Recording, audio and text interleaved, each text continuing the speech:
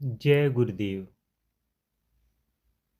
किंतु जब हमको भक्त की अवस्था प्राप्त हो जाती है और हमारा अहम भाव आत्म तत्व के अंदर विलीन हो जाता है,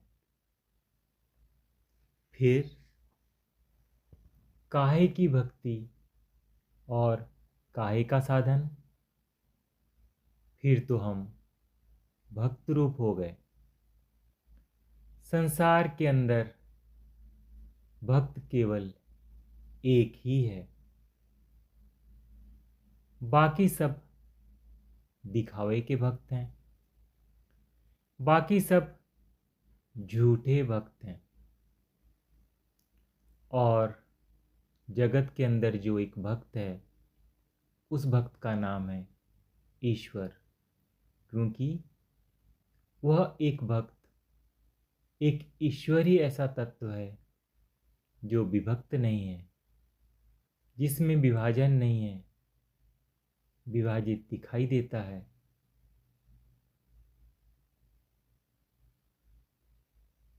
अविभक्तम विभक्तेषु, वह विभक्त नहीं है किंतु विभक्त हुआ सा दिखाई देता है। इसलिए वास्तविक भक्त केवल मात्र एक ईश्वर है, और बाकी जितने भी भक्त हैं वह सब अपने को भक्त समझते हैं, भक्त मानते हैं। वह अपने को भक्त कहलाना पसंद करते हैं और भक्ति का अभिमान रखते हैं।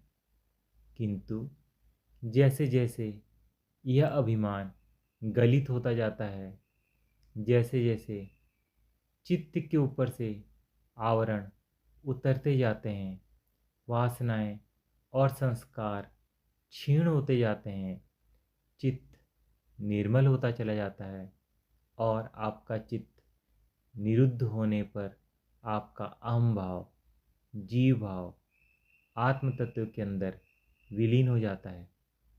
तब आप भक्त की अवस्था में, अर्थात अपने आप को भक्त के अंदर विलीन कर देते हैं।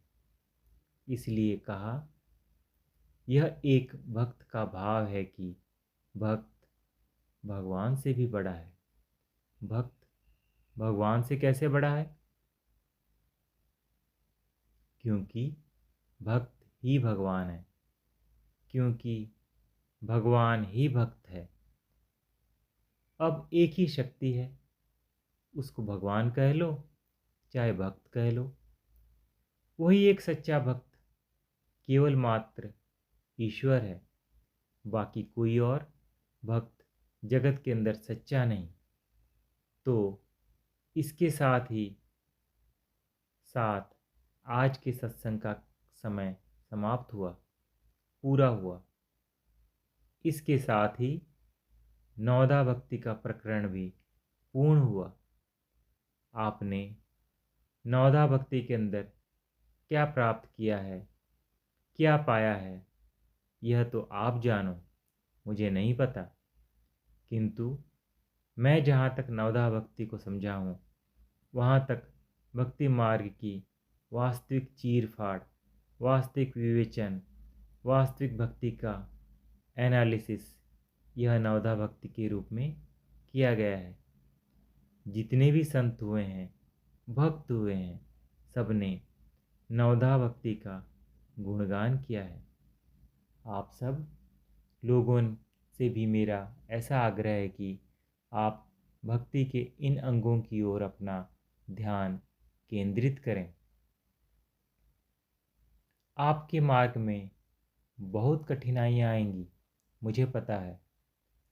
जब आप भक्ति के मार्ग पर चलोगे और वास्तविक भक्त बनने के प्रयत्न की ओर आगे बढ़ोगे, तो जगत आपको बहुत परेशान करेगा। क्योंकि आप जगत को परेशान कर नहीं सकते, क्योंकि भक्त हो। यदि आप परेशान करने में आ गए तो आप विभाजित हो गए, और आप विभाजन से दूर हटना चाहते हो, इसलिए आप जगत को परेशान नहीं कर सकते।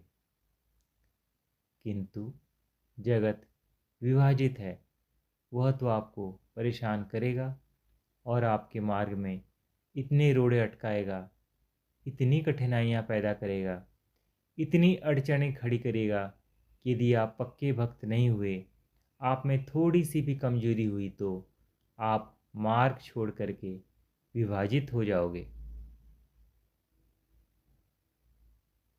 तो अपने आप को विभाजित होने से बचाओ और अपने अंतर का विभाजन समाप्त करने की ओर आगे बढ़ो।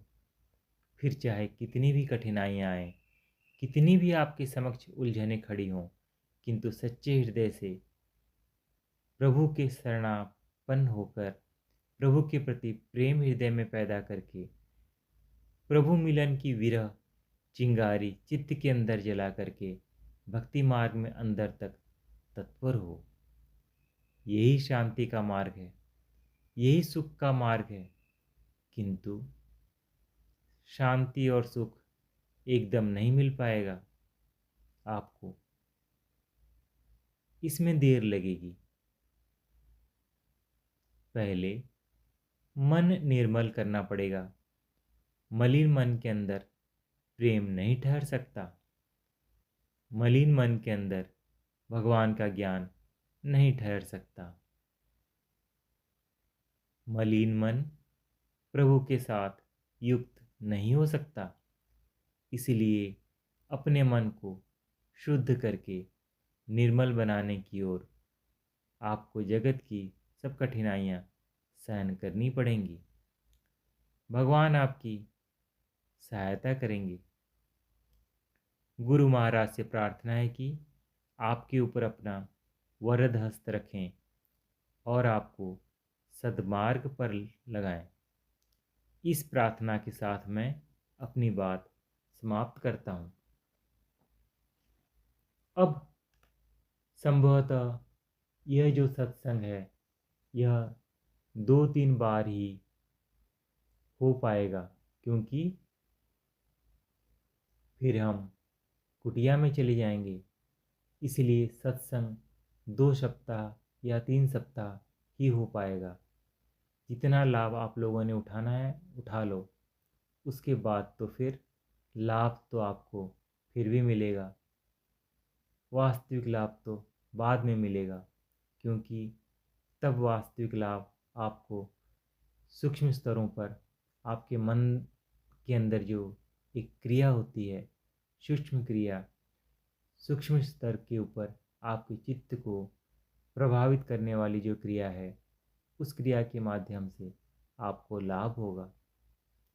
अभी शायद लाभ नहीं हो, किंतु धीरे धीरे जैसे जैसे गुरु महाराज की कृपा होती जाएगी, वैसे वैसे वह लाभ प्रकट होता जाएगा। किंतु फिर भी यह जो सत्संग का लाभ है, जो दिखाई देता है, जो बातचीत के अंदर हमको समझ आती है, यह लाभ मेरा ख्याल है और 2-3 सप्ताह ही आपको उपलब्ध होगा। उसके बाद फिर यह जो साप्ताहिक कार्यक्रम है, यह बंद हो जाएगा। सत्संग तो कभी समाप्त नहीं होता, लेकिन यहाँ का सत्संग जो अभी मैं कर रहा हूँ, यह सत्संग बंद हो जाएगा। फिर कहीं दूसरी जगह चलेगा, कोई और आएगा, कोई और करेगा। सत्संग तो कभी समाप्त नहीं होता। सत्संग विराम होता है, सत्संग कभी समाप्त नहीं होता। तो इसके साथ ही आज के सत्संग का समय पूर्ण हुआ। गुरु महाराज आप सब पर कृपा करें। इस प्रार्थना के साथ हरिओम तत्सत। श्री गुरु महाराज की जय।